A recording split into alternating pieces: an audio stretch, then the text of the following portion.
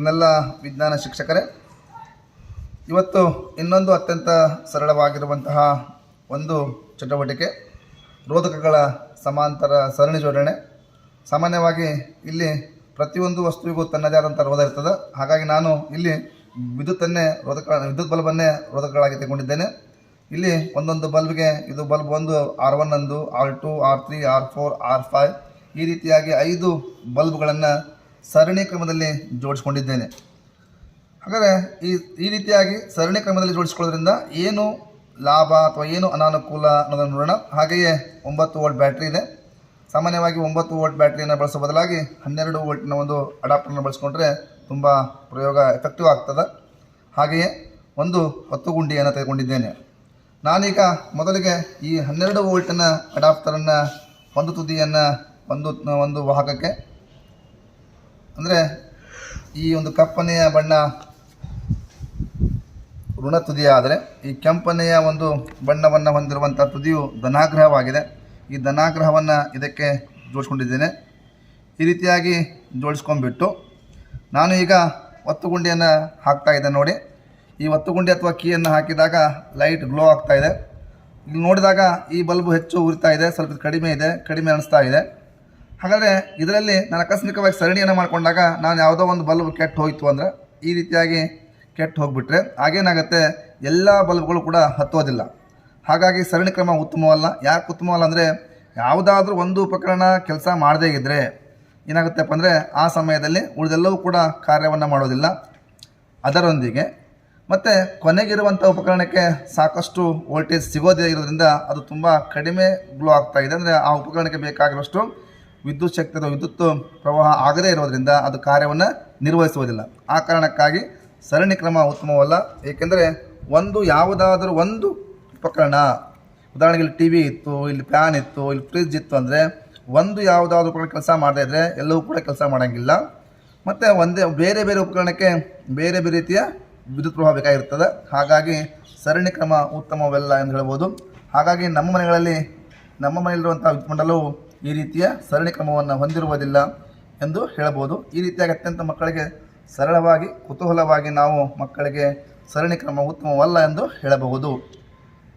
ನಾನೀಗ ಆಲ್ರೆಡಿ ಆ ಒಂದು ವಿಡಿಯೋದಲ್ಲಿ ಸರಣಿ ಕ್ರಮದ ಬಗ್ಗೆ ಹೇಳಿದೆ.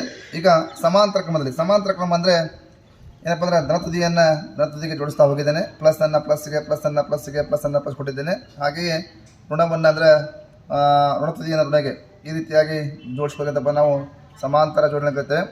ಸಮಾಂತರ ಜೋಡಣೆ ಉತ್ತಮ ಯಾಕೆ ಅಂತ ನೋಡೋಣ. ನಾನೀಗ ಈ ಒಂದು ಅಡಾಪ್ಟರ್ನ ಈ ಕಪ್ಪನೆಯ ಬಣ್ಣವನ್ನು ಹೊಂದಿರುವುದು ಅದು ಋಣಾಗ್ರಹ ಆಗಿರ್ತದೆ.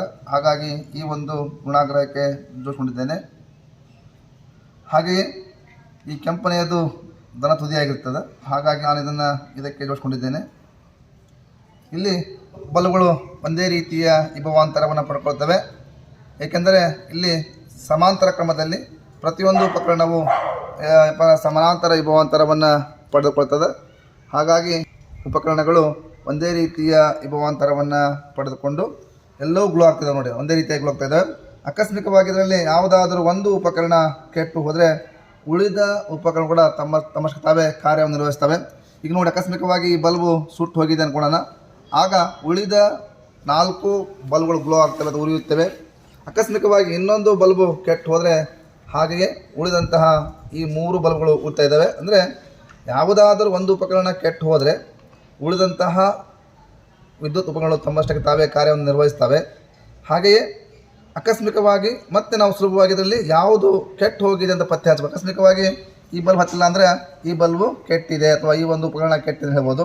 ಆಕಸ್ಮಿಕವಾಗಿ ಹತ್ತಿಲ್ಲ ಅಂದರೆ ಈ ರೀತಿಯಾಗಿ ನಾವು ಸಮಾಂತರ ಕ್ರಮದಲ್ಲಿ ಮಾಡಿಕೊಳ್ಳೋದ್ರಿಂದ ಯಾವ ಒಂದು ಉಪಕರಣ ಕೆಲಸ ಮಾಡ್ತಾ ಇಲ್ಲ ಅಂತ ಗೊತ್ತಿಡ್ಬೋದು. ಮತ್ತು ಒಂದು ಮಂಡಲವು ಏನಾಯ್ತಪ್ಪ ಅಂದರೆ ನಿರಂತರವಾಗಿ ಪೂರ್ಣ ಮಂಡಲವಾಗಿರೋದ್ರಿಂದ ವಿದ್ಯುತ್ ನಿರಂತರವಾಗಿ ಹರಿತಾ ಇರ್ತದೆ. ಹಾಗಾಗಿ ಸುಲಭವಾಗಿ ಯಾವುದೇ ಒಂದು ಉಪಕರಣ ಕೆಟ್ಟಿದೆ ಅಂತ ನಾವು ಪತ್ತೆ ಹಚ್ಬೋದು. ಹಾಗಾಗಿ ಮಕ್ಕಳಿಗೆ ಈ ರೀತಿಯಾಗಿ ಸರಣಿ ಕ್ರಮ ಉತ್ತಮವಲ್ಲ. ಯಾಕಂದರೆ ಇಲ್ಲಿ ಯಾವುದಾದ್ರೂ ಒಂದು ಕೆಟ್ಟು ಹೋದರೆ ಯಾವುದು ಕೆಟ್ಟಿದೆ ಅಂತ ಕಂಡಕ್ಕಾಗೋದಿಲ್ಲ. ಅದೇ ನಾವು ಸಮಾಂತರ ಕ್ರಮದಲ್ಲಿ ಕೆಟ್ಟು ಹೋಗಿರುವಂತಹ ಉಪಕರಣ ಯಾವುದು ಅಂತ ತಕ್ಷಣ ಕಂಡುಹಿಡಿಬೋದು. ಹಾಗೆಯೇ ಮತ್ತು ಸರಣಿ ಕ್ರಮದಲ್ಲಿ ಏನಪ್ಪ ಅಂದರೆ ಎಲ್ಲ ಉಪಕರಣಕ್ಕೆ ಒಂದೇ ರೀತಿಯ ಇವು ಅಂತ ದೊರಕೋದಿಲ್ಲ. ಯಾಕಂದರೆ ಬೇರೆ ಬೇರೆ ಉಪಕರಣಗಳಿಗೆ ಬೇರೆ ಬೇರೆಯ ವಿದ್ಯುತ್ ಪ್ರವಾಹ ಅವಶ್ಯಕತೆ ಇದೆ. ಆದರೆ ಸಮಾಂತರ ಕ್ರಮದಲ್ಲಿ ಪ್ರತಿಯೊಂದು ಉಪಕರಣವು ಒಂದೇ ರೀತಿಯ ತಮಗೆ ಬೇಕಾದಷ್ಟು ವಿಭವಾಂತರವನ್ನು ಪಡೆಯುವುದರಿಂದ ಅವುಗಳು ಸರಿಯಾಗಿ ಕಾರ್ಯನಿರ್ವಹಿಸಲಿಕ್ಕೆ ಅನುಕೂಲವಾಗ್ತದೆ. ಈ ರೀತಿಯಾಗಿ ಸರಣಿ ಕ್ರಮಕ್ಕಿಂತ ಸಮಾಂತರ ಕ್ರಮ ಉತ್ತಮ ಎಂದು ನಾವು ಮಕ್ಕಳಿಗೆ ಸುಲಭವಾಗಿ ತಿಳಿಸಿ ಹೇಳ್ಬೋದು. ಇಂತಹ ಒಂದು ಉಪಕರಣಗಳು ನಿಮಗೆ ಬೇಕಾಗಿದ್ದಲ್ಲಿ ನನ್ನನ್ನು ಸಂಪರ್ಕಿಸಿ ಹೇಳುತ್ತಾ ಮತ್ತೊಮ್ಮೆ ತಮಗೆಲ್ಲರಿಗೂ ಧನ್ಯವಾದಗಳು.